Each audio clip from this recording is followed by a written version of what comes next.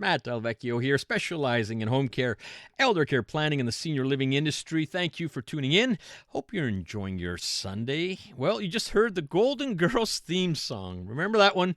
Well, you know what? The Golden Girls were on to something. As Canada's population ages, the need for thoughtful, inclusive urban design has never been greater.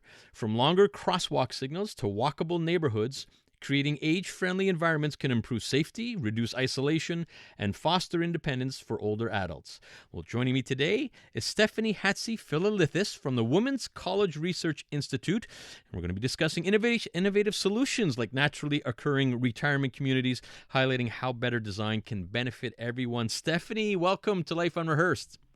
Thanks so much, Matt. Thanks for having me. Well, thank you for joining me here on really a growing popularity as our population ages, and yet built environments certainly need to improve. Love your take on this topic here. And what are some of the key challenges older adults face in navigating cities and towns built for younger populations?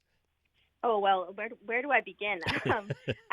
I think for one, we really don't consider the ways, like you mentioned before, the ways our mobility might change as we age, right? So, looking at, let's say, for example, cross signals that really often involve really most of us doing a little light jog, right, to get to that end of the time, to the end of that crosswalk when the time is up. So those kind of things aren't always helpful for folks who might be, let's say using a mobility device or, need just a few more extra seconds.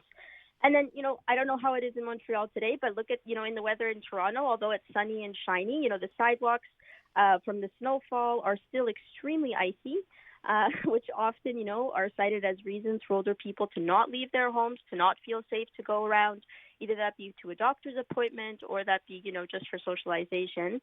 And I think, to point to your question, I think another piece more broadly is really to consider, Matt, really people want to stay at home as long as possible, right? And you may have heard the phrase, or people may have heard the phrase, aging in place or aging in the right place, right? Which is, it's great and it's catchy, but is it always realistic? I don't know. And, thinking about, especially in Canada and our communities that are very much thinking about car-centered, people don't really like to think about what happens when your license might be taken away one day. So, if you're living in remote areas where there's not a lot of health or social support, or if you're not in a very safe, area with a lot of reliable transportation, you'll likely become a bit more isolated, and your health may or may not become quite poorly. So true. Now, Stephanie, you're very much involved with this at the Women's College Research Institute. So can you share a couple of the design features that make homes and communities more age-friendly and, just like you say, to be able to age in place longer? For sure. And I think, for homes particularly, right, the biggest one I always say is stairs. What we often see here, especially in North America, especially in more cosmopolitan cities like Toronto, like Montreal, where density is quite high, homes can be 3 to 4 stories high. And so people having, to retrofit with electric stair lifts, with systems that can be really largely expensive. And don't quote me on this, but I believe they can range between $2,000 to $15,000. And, another example is door frames. I always ask people to go and measure their door frames, see if a mobility device would fit through, either that be a wheelchair or a walker. And, often they either barely get through or they don't. And so it isn't just, the assumption that you personally might need it, but it's also thinking about friends and family, right, who visit or who may not be able to, for example, let's say access your bathroom on the second floor.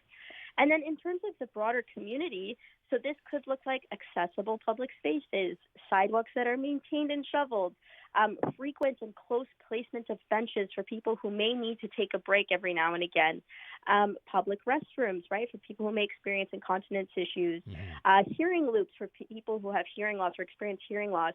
And, the list goes on, like longer crosswalks like we talked about. Listen to Life Unrehearsed. Matt Delvecchio here. I'm talking to Stephanie Hatzi-Philalithis from the Women's College Research Institute. Now, Stephanie, I absolutely want to talk about the growing popularity of what's referred to as naturally occurring retirement communities, or NORCs, and why are they important? For sure. NORCs don't really have one singular definition, but they're typically thought about as an area, like a geographic area that really has a high concentration of people above the age of 65. And so Typically, the proportion is about 30 to 50%, and they're often in high-rise buildings. Now, there's been a lot of discussion really about expanding that definition to think about more horizontal NORC. So not only, let's say, within one singular postal code, but again, just typically think about it as like a high concentration and high proportion of older people in a particular area. And then, to your question about, thinking about why they're important, during the COVID-19 pandemic, members of the Science Advisory Table, like Dr. Paula Rochon, who's the founding director, actually, of the Women's Age Lab where I work, and, they were looking for ways to efficiently and really effectively reach the most vulnerable. So Tai Hune, who's the director of the University Health Network and Work Innovation Center, he created this registry, and this registry used provincial health data to really identify where this high concentration of older people, right, to provide immunization clinics. And they did, and it was a really massive public health success. But what that did is it actually sparked new interest in how we can really better support older people to age in place, in the place that they choose, which is often their home. And so building on that, what we do know is at a paper actually recently released by the Women's Age Lab by Dr. Rachel Savage really actually showed as well that NORC residents, so naturally occurring retirement community residents, are typically actually older, proportionally tend to house more women, have lower income, more chronic conditions, health service use, and those are all in comparison to older people in other housing types in the community, right? Mm-hmm. So this really just means that we really have a good opportunity here, right? And I believe, and don't quote me on this, but there's an estimated almost 2,000 NORCs that house over 200,000 older Ontarians, right? And those numbers are actually more than the residents in long-term care and retirement homes combined. So we can really think about how we can really enhance NORCs, enhance the built environment around it, and what kind of supports and services we can put in place, either that be, an immunization clinic, or either that be, like we said before, potentially maybe longer crosswalk times around that community. And those numbers that you gave for Ontario are similar in Quebec, by the way, where these naturally occurring communities are more than actual long-term care homes and what we call RPAs here in Quebec, or retirement homes. We're quickly running out of time here, Stephanie. I do want to get your take on what, there's a lot of private investment here. If we switch gears to government, what role should the governments be playing in prioritizing universal design and creating age-friendly communities? I think for one, I always say there's a famous geriatrician who said, if you design for the young, you exclude the old. But if you design for the old, you include everyone. And I think, along those lines, where that be policymakers or urban planners, we really need to frame their work through that lens. As well, I'm not going to give you the easy answer here, Matt, of just more funding and money. That would be awesome, and that would be lovely for research. But more practically speaking, municipalities can deploy longer crosswalk signals in Europe and Singapore. There's been places and spaces where this has existed, and there's easy initiatives that can be implemented. Shoveling icy sidewalks around NORCs, more benches for people, more safe public washrooms, the installation of sharing loops, like I said.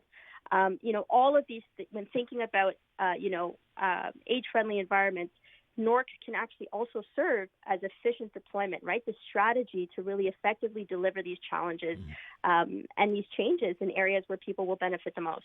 Very wise, and so good on you. I know you got a whole team behind you working on this, but this is not going away with our aging population. In fact, it is becoming crucially important. And Stephanie, I want to thank you very much for taking a little time here on Sunday, talking to us about these naturally occurring retirement communities.